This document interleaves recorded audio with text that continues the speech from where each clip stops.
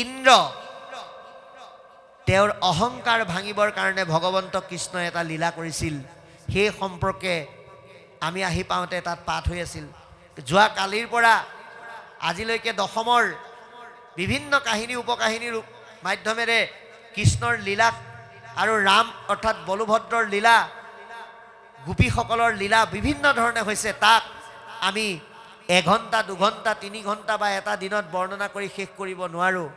যি ভাগৱত অনন্তই 1000 মুখে, ব্ৰহ্মাই 4 মুখে কৈ শেষ কৰিব নোৱাৰিলে, সেই ভাগৱতৰ আটাইতকৈ দীঘলীয়া স্কন্ধ দশম স্কন্ধ। গতিকে ইয়াক ইমান কম সময়ত প্ৰকাশ কৰি শেষ কৰাটো সম্ভৱ নহয়। সেইকাৰণে আমি বৰ্তমান আহি পাওঁতে যিটো অধ্যায় চলি আছিলে তাৰ ওপৰত কিছু কথা আলোচনা কৰিছোঁ। ইন্দ্ৰ আকাশ মাৰ্গেৰে গতি কৰি আছে। আই চাণ্ডালিনীয়ে এটা কেৰাহীত গো মাংস ৰান্ধি আছে আৰু কিবা কিবি পৰিব বুলি কি কৰিছে, নৰৰ লাও খোলাৰে কেৰাহীটো ঢাকি থৈছে। গতিকে কি পৰিব বুলি ঢাকি থৈছে, ইন্দ্ৰ সেই ৰাস্তাৰে গৈ আছে। গতিকে অশৰণীয়া মানুহৰ ধূলি যদি আহাৰত পৰে, সেই আহাৰ পবিত্ৰ হৈ নাথাকিব।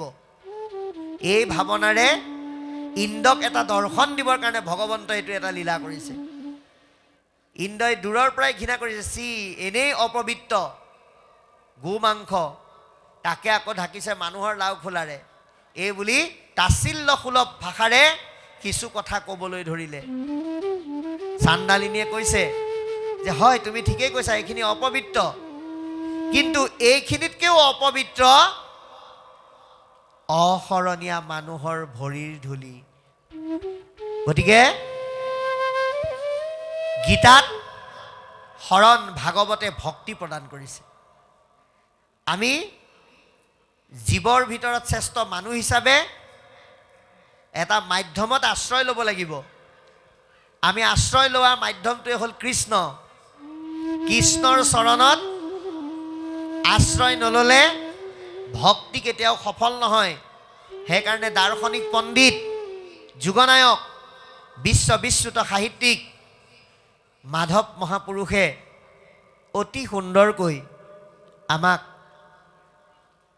ঘোষাৰ মাধ্যমেৰে কৈছে, ৰাম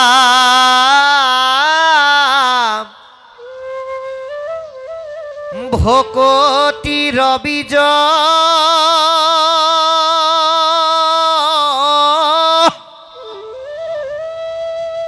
শৰণে খেনিজ প্ৰেমানন্দ তাৰ ফল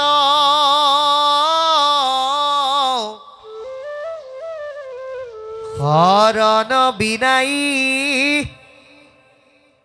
ভকতি কৰয় আৱা ঘট যেন জল। কেঁচা মাটিৰ পাত্ৰত পানী থলে যেনেকৈ নাথাকে, শৰণৰ অবিহনে আমি যদি ভক্তি কৰোঁ সেয়া কামত নাহে। ইয়াক বুজাবৰ কাৰণে এই কথা যেতিয়া ক'লে ইন্দ্ৰ আচৰিত হ'ল, তুমি কাক কথা কৈছা? মই কোন তুমি নাজানা? মই দেৱতাৰ ৰজা দেৱৰাজ। চাণ্ডালিনীয়ে কৈছে, বোপা তুমি দেৱৰাজ, ইন্দ্ৰই হোৱা বা যোনেই নোহোৱা, তোমাৰ এই চৰিত্ৰ আৰু এই ক্ষমতা কিন্তু ক্ষণস্থায়ী। কিন্তু কৃষ্ণৰ চৰণৰ বৃত্তৰ মাজত যি তুমি সম্পদ লাভ কৰিবা সেয়াহে স্থায়ী, সেয়াহে পৰম সম্পদ। ইয়াক লৈ তুমি কিছু সময় বা কিছু দিনৰ কাৰণেহে অহংকাৰ কৰিব পাৰিবা, এয়া কিন্তু ক্ষয় হৈ যাব। এনেকৈ নানান ধৰণে যেতিয়া বুজালে, ইন্দ্ৰই নিজৰ ভুল বুজি পালে। বুজি পাই পৰম সাদৰে আই চাণ্ডালিনীক প্ৰশংসা কৰিলে আৰু তেওঁ নিজৰ জীৱন সেই সৎসংগক লগ পাই পবিত্ৰ হ'ল বুলি অনুধাৱন কৰিলে আৰু উপদেশ বাণীৰ যোগেদি আমাক কৃষ্ণ নামৰ বিনে গতি নাই, কৃষ্ণ নামেই সংসাৰ তৰণৰ শ্ৰেষ্ঠ নৌকা, এই কথা প্ৰকাশ কৰি মহাপুৰুষ গুৰুজনাই কৃষ্ণৰ কিংকৰ ৰূপে আমাক ভাগৱতৰ মাজত ভক্তিৰ তত্ত্বত নিজক একাত্ম কৰি ৰাখিবৰ কাৰণে আমাক পৰামৰ্শ দিলে। গতিকে যোৱাকালিৰ পৰা বৰ্তমানৰ সময়লৈকে হোৱা দশম স্কন্ধৰ এক চমু বিৱৰণ পাঠৰ মাজত আমি আপোনালোকৰ মাজত প্ৰকাশ কৰিলোঁ সাধ্য অনুসাৰে। পদবন্ধে যিহেতুকে আমি যোৱাকালি আৰম্ভণি পৰা নাছিলোঁ, এই মুহূৰ্ততহে আহি পাইছোঁ। এতিয়া আটাইকেইটা বিষয়ৰ লগত এতিয়া হৈ থকা পাঠটো অকণমান আপোনালোকক ফহিয়াই নকলেও ক্ষুদ্ৰ জ্ঞানেৰে স্পৰ্শ কৰি মাত্ৰ ক'বলৈ যত্ন কৰিলোঁ। এতিয়া আমি গোটেই মহাভাগৱত শাস্ত্ৰখনৰ পৰম তত্ত্বৰ ওপৰত কেইটামান কথা ক'ম, এটা অধ্যায়ৰ ওপৰত মাধ্যম কৰি। সেই অধ্যায়টোৱে হৈছে একাদশ স্কন্ধ মহাভাগৱত ধৰ্ম। অকণমান পাঠ কৰি লৈছোঁ। এৰা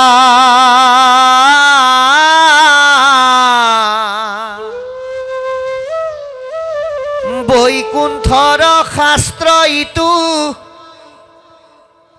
মহাভাগৱত পাইলা পৰীক্ষিতে শুক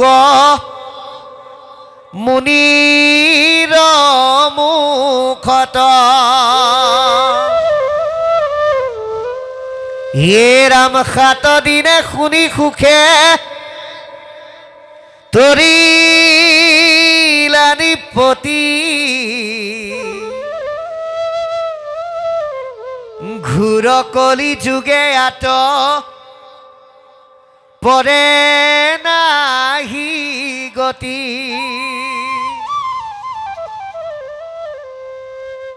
এ ৰাম শুক নিগদতি শুনি উক পৰীক্ষিত বসুদেৱ নাৰদ সংবাদ বিপৰীত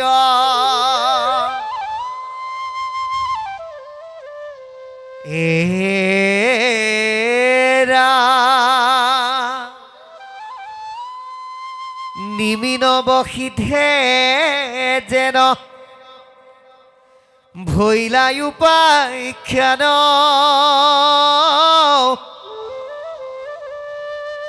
কহু খাব শেষ ৰাজা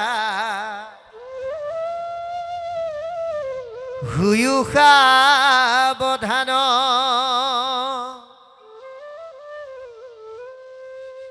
এই ভাগৱত বৈকুণ্ঠৰ শাস্ত্ৰ। ভাগৱত আজি আমি সৌভাগ্যৱান, ভগৱন্তৰ মুখৰ বাণী বৈকুণ্ঠত নিহিত হৈ থকা শাস্ত্ৰ আজি আমি গাঁৱৰ মাজত নামঘৰত আমি পঢ়িবলৈ পাইছোঁ। এয়া আমাৰ কাৰণে সৌভাগ্য।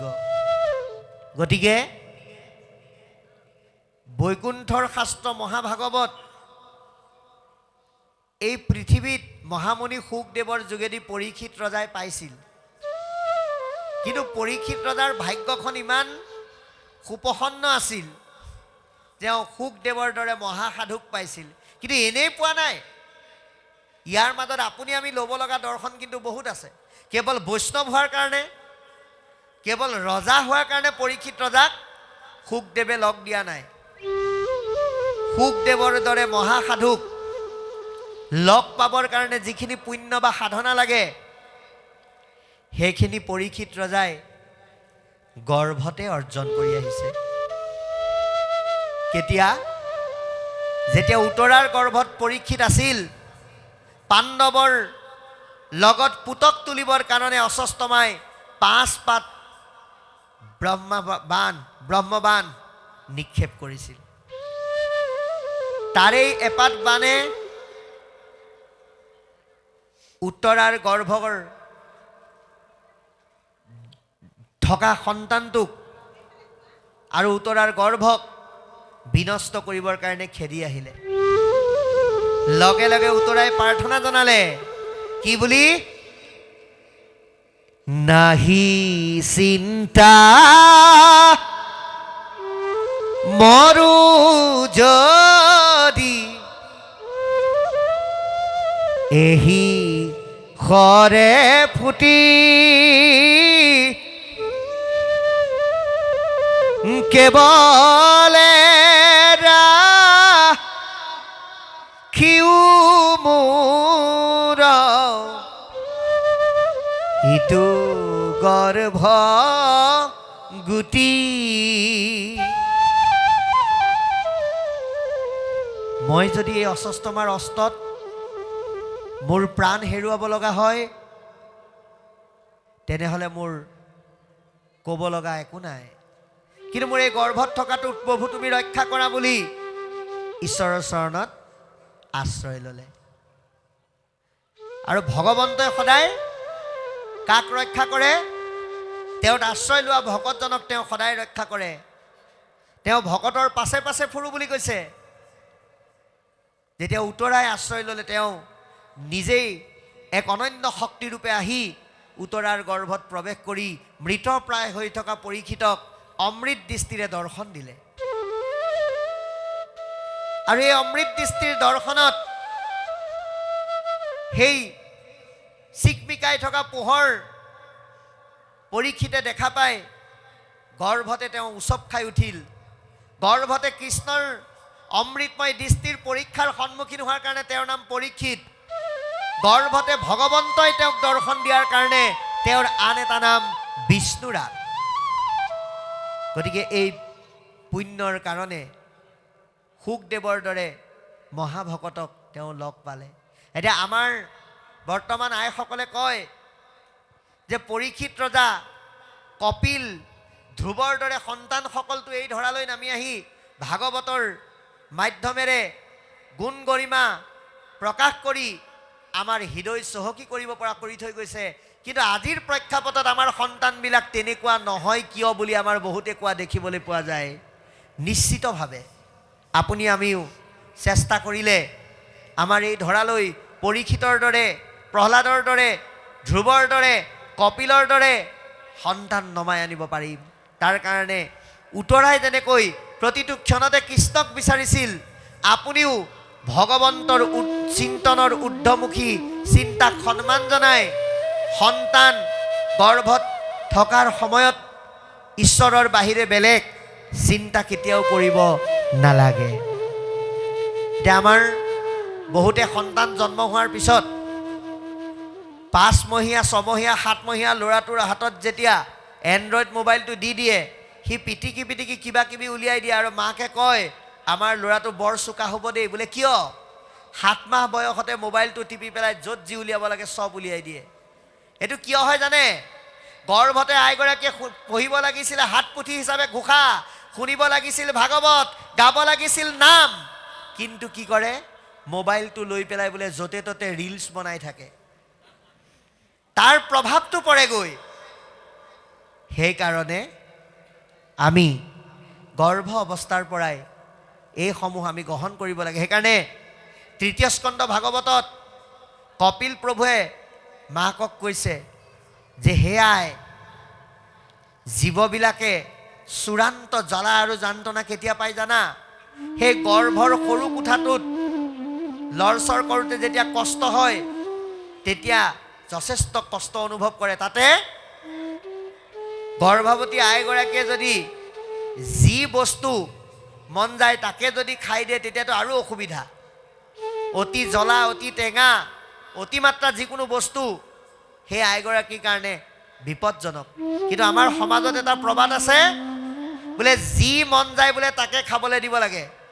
সেইকাৰণে জ্বলা টেঙা এফালৰ পৰা মাৰি দিয়াৰ লগে লগে গৰ্ভতে শিশুটোৱে ভগৱন্তক প্ৰাৰ্থনা কৰি কষ্ট পায়, স্তুতি কৰে।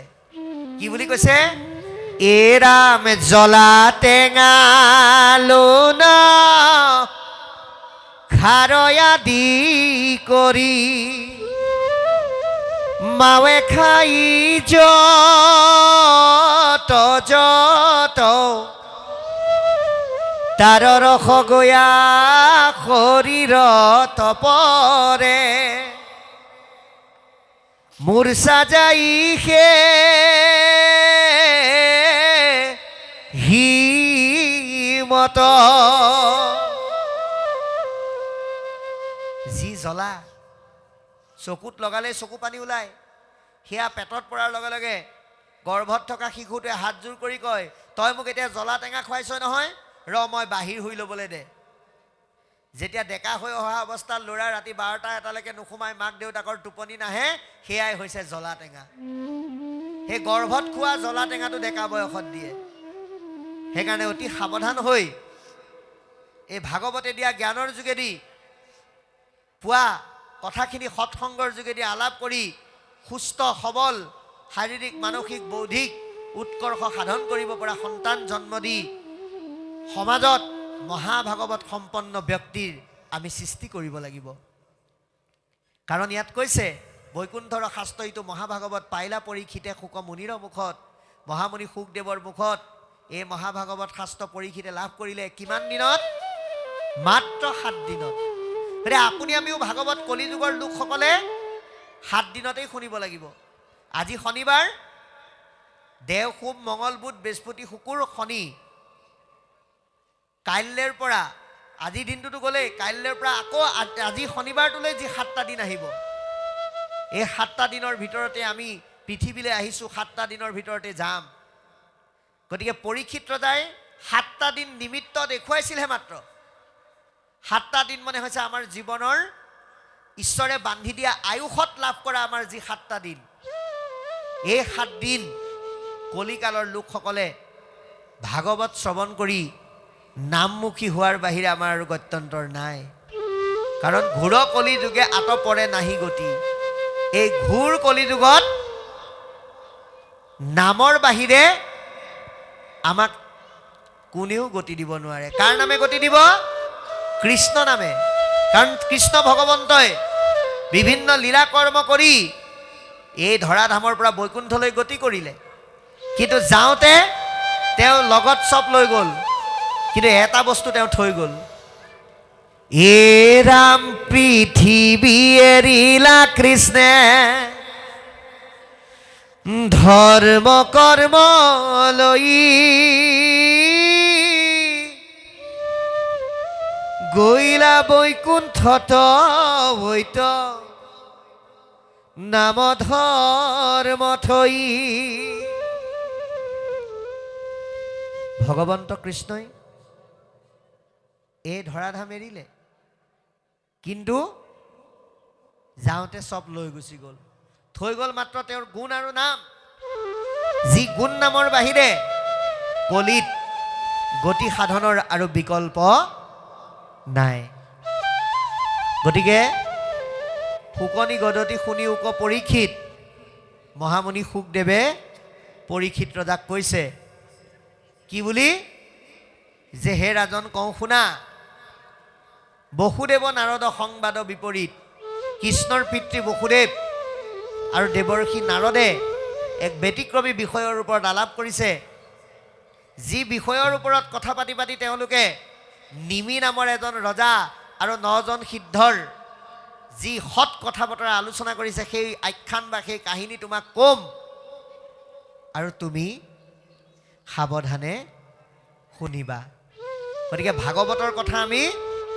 সাৱধানে শুনিব লাগিব ভগৱন্তই আমাক কি দিছে দুখন কাণ দিছে তে আমি কিন্তু ভগৱন্তৰ পৰা পাওঁতে ঠিকেই পালোঁ কিন্তু ভাবোঁতে আমাৰ গণ্ডগোল হ'ল আমি ভাবি ল'লোঁ দুখন কাণ দিছে যেতিয়া লাহে লাহে শুনিলেও হ'ব এখন মুখ দিছে যেতিয়া পাওঁতেই খাই লওঁ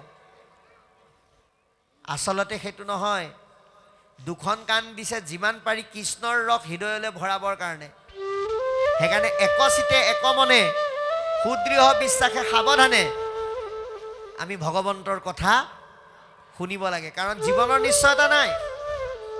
আমি চব জানো, অলপ পিছত কি কৰিম, কাইলৈ কি কৰিম চব জানো, কিন্তু আমি কেতিয়া মৰিম সেইটো যিহেতু নাজানো, সেইকাৰণে প্ৰত্যেক দিনটোৱে আমাৰ জীৱনৰ অন্যতম দিন বুলি আমি ভাগৱত সাৱধানে শুনিব লাগে। আপুনি কিমান সময় শুনিছে সেইটো ডাঙৰ কথা নহয়।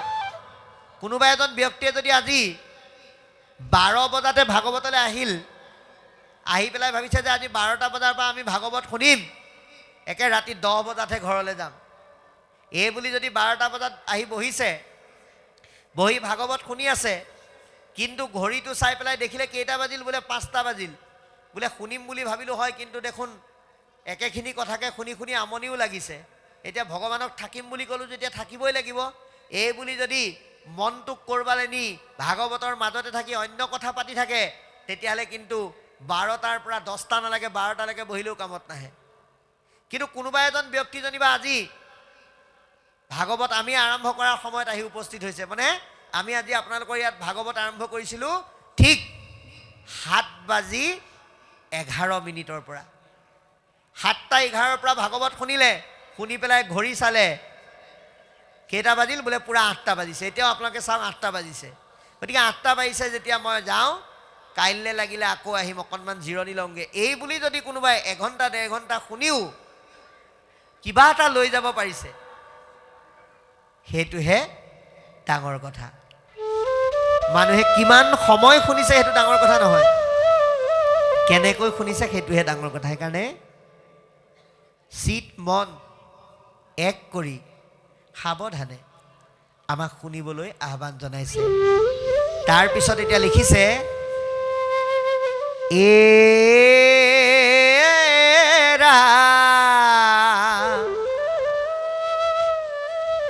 বাৰে বাৰে নাৰদক পঠান্ত ধবে নিৰন্তদাৰকাৰিষি কৃষ্ণৰ গৌৰৱে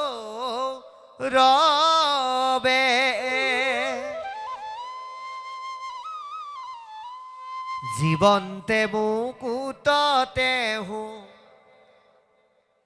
জানিবা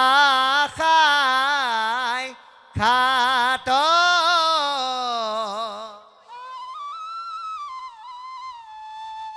তথাপিও চুকয়াতি কৃষ্ণৰ সেৱাত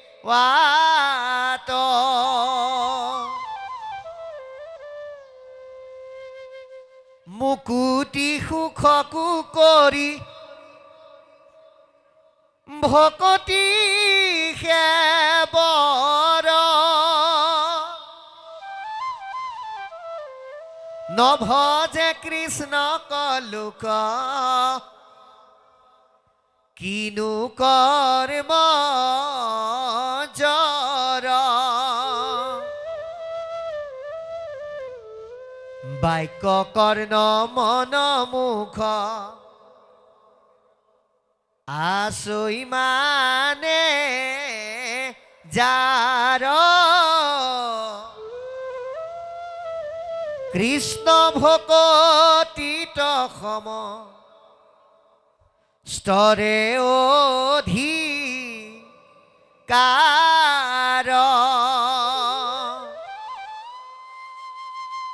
আহাৰ প্ৰভু পদ পংকজক ভজে ব্ৰহ্মা হৰে নৰতনু পায়াতে যে কমন পামৰে একোকালে মনুষ্যে মৃত্যুৰ নেৰাই হাত তথাপি ন ভজি মৰে কৰি আত্মঘাত কৃষ্ণ সেৱাতে সে মাত্ৰ গুছে মৃত্যু ভয় জানিয়া কৃষ্ণক ভজা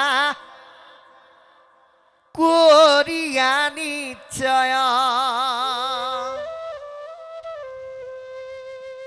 গতিকে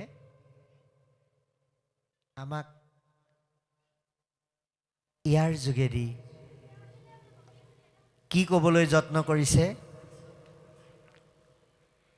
যে বাৰে বাৰে নাৰদক পথান্ত মাধৱে। আপুনি নিজক প্ৰশ্ন কৰক, খুদ ভগৱন্তই নিজেই নাৰদক কৈছে, হে নাৰদ, তুমি অকণমান বসুদেৱকে আদি কৰি সকলোৰে খবৰ এটা লৈ আহাগে যোৱা। কিন্তু নাৰদ নাযায়। অকণমান আঁতৰি গ'লেই জানছা কৃষ্ণ সেৱাৰ ৰসৰ পৰা বঞ্চিত হ'ব, এই বুলি ভাবি যাব বিচৰা নাই। এতিয়া আপোনাৰ আমাৰ আৰু নাৰদৰ মাজত পাৰ্থক্য আছে নেকি কিবা আমি চাব লাগিব। আপোনাৰ আমাৰ আৰু নাৰদৰ মাজত পাৰ্থক্য এইটোৱেই যে কৃষ্ণক লগ পায়ো নাৰদে যাবলৈ ইচ্ছা প্ৰকাশ কৰা নাই। কিন্তু আপুনি আমি ভাগৱতৰ যোগেদি নাম তত্বৰ দ্বাৰা কৃষ্ণক লগ পাবৰ কাৰণে আমাক নিমন্ত্ৰণ কৰিলেও আমাৰ যাবলৈ কিন্তু সময় নাই। আপোনালোকৰ কথা কোৱা নাই দেই, আমাৰ নিজৰ কথা কৈছোঁ। যে আমাৰ চব আছে, খাবলৈ ভাত আছে, পিন্ধিবলৈ কাপোৰ আছে, থাকিবলৈ ঘৰ আছে, কথা বতৰা পাতিবলৈ ভাৰ্যা আছে, মৰম স্নেহ কৰিবলৈ পুত্ৰ আছে, নাই কি বোলে নামলৈ মাতিলে যাবলৈ সময় নাই। এই সময় নাথাকিলে আৰু বিষয়ে বান্ধি ৰাখিলে আমাৰ জীৱনত আপুনি আমি নেদেখাকে পিছফালে তিনডাল নেগুৰ লাগি থাকে দেই, যাৰ সময় নাথাকে। মই আপোনালোকক সেই নেগুৰ কেইডাল বা পঘা কেইডাল আজি চিনাকি কৰি দিম। যাৰ সময় নাথাকে, কৰ্মময় জীৱনৰ মাজত ঈশ্বৰৰ ওচৰলৈ আহিবলৈ যাৰ সময় নাই, তেওঁলোকে কেইটামান শব্দ ব্যৱহাৰ কৰে। কি বুলি? হেতেন, ছিলে, যদি আৰু কিন্তু। আৰু দুখন হাত থকাৰ পিছতো আকৌ এখন হাত নিজে সৃষ্টি কৰি উলিয়াই লয়। বোলে সোঁ হাতখনো আছে, বাওঁ হাতখনো আছে, আকৌ এখন হাত সৃষ্টি কৰি লয়, উজু হাত। যাৰ কাৰণে আপুনি যদি সোধে বোলে পাঠলৈ মাতিছেনে, বোলে মাতিছিলে, মতাটো যাব পৰা হেতেন আৰম্ভ কৰি দিলে আৰু ভালেই আছিল, হেতেনটো তাত লাগি গ'ল। আকৌ এজনক সুধিলোঁ, বোলে আপোনাক পাঠলৈ মাতিছেনে নাই, বোলে মতাটো মাতিছিলে, কিন্তু এই তাত কিন্তুটো লাগি যায়। তাৰপিছত আকৌ বোলে বা পাঠলৈ যাবনে নাই, বোলে যাবতো লাগিছিলেই, এই যে ছিলে লাগি যায়। তাৰপিছত যদিটোও লাগি যায়। কেনেকৈ? বোলে বা পাঠলৈ মাতিছে নাই, বোলে মতাটো মাতিছে, মই আজি নাযাওঁ, কাইলৈ যাম। বোলে কেলে? বোলে মই যাম হয়, আকৌ আজি যদি আমুকো আহি যায় পাঠৰ কাৰণে, তেতিয়াহ'লে মইতো বহিবলৈ নাপাম। গতিকে সেই যদিটোৰ কাৰণে বহুত নাহে। গতিকে আমি এই বস্তুকেইটা, এই পঘাকেইডাল দূৰত থৈ, ভাগৱতে আৰু গুৰুৱে যিহেতুকে শ্ৰৱণ ভক্তি শ্ৰেষ্ঠ বুলি কৈছে, সেইকাৰণে আমি ভাগৱতলৈ অহা মানে কৃষ্ণৰ ওচৰলৈ অহা বুলি ভাবি ইয়াত অংশগ্ৰহণ কৰিবলৈ আমি যত্নৱান হ'ব লাগে, যিটো নাৰদে কৰিছে। গতিকে জীৱন্তে মুকুটতে জানিবা সাক্ষাৎ। আমি মুক্তি মানে কি বুলি ভাবোঁ? মৰা মনেই মুক্তি বুলি ভাবোঁ।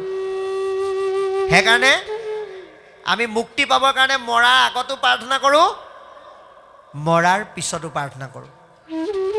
কোনোবা এজন ব্যক্তি যদি বেমাৰ হৈ থাকে, তেওঁৰ ওচৰত গৈ শাস্ত্ৰগীতা দশম ৰত্নাৱলী পাঠ কৰি ভগৱানক প্ৰাৰ্থনা জনাম, প্ৰভু এওঁক মুক্তি দিয়া।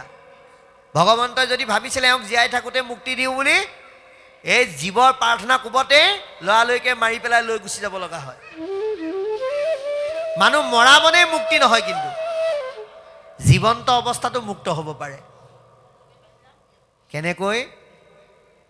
এৰা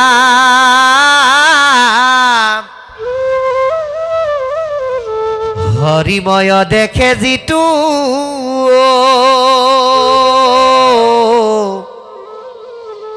সমস্ত জগত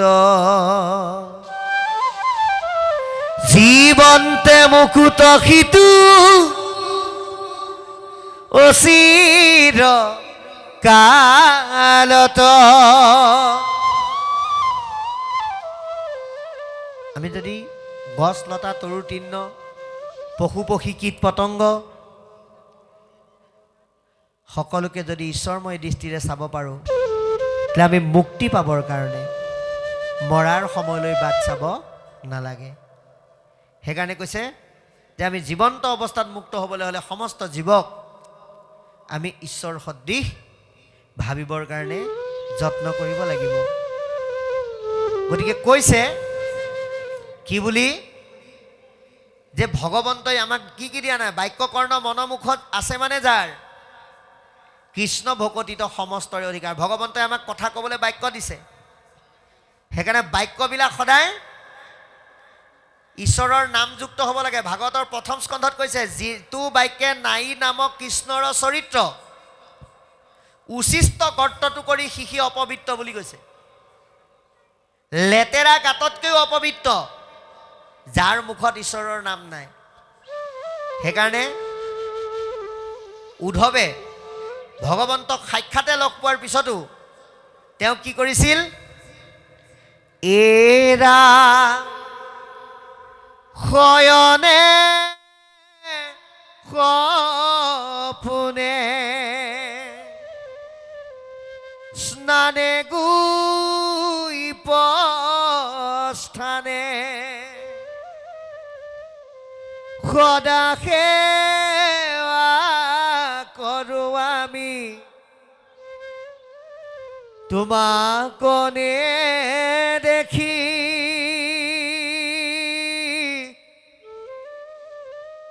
ৰাখি প্ৰাণ প্ৰভু কিবতে বৰ্তিব স্বামী।